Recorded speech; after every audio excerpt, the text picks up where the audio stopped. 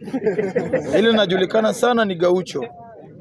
Najua nimefika hapa sikukuwa nimejua agenda, lazima nikaange nisikize watu ndio nijue nini wanaongelelea, then naweza ongelelea, nisiongee yangu na watu wanaongea yao, so inakuwa nini. But nimeona Kimbikimbi ameongea juu ya maandamano na ndugu yangu Omoshi.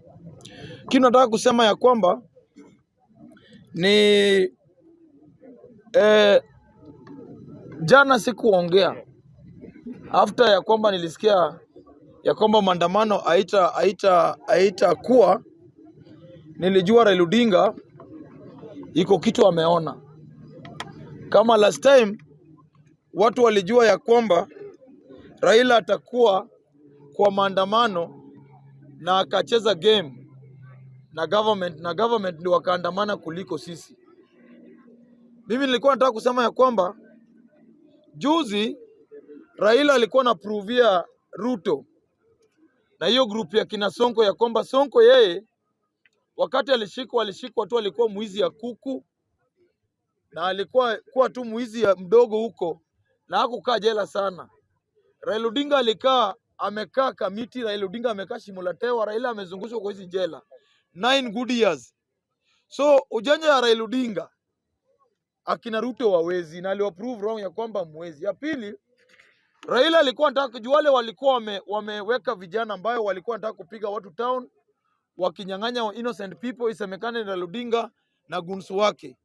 Raila Odinga aka-expose hao watu na ikionekana ya kwamba kumbe government ndio wana fund youth ili waumize wananchi. Na sasa Ruto alishika Biblia pale, alisema atalinda mali ya wananchi na atalinda nchi na atalinda kila mtu.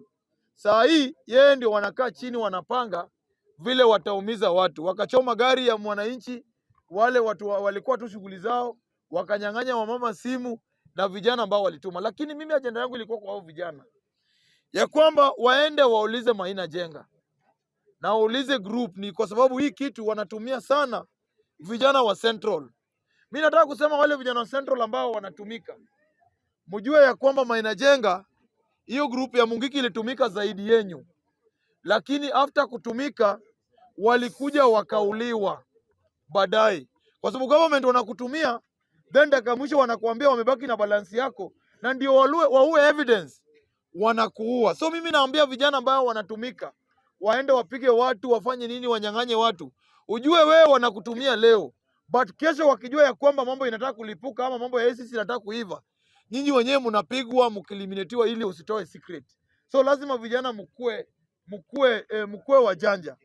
Mambo ingine kwa historia ya maandamano.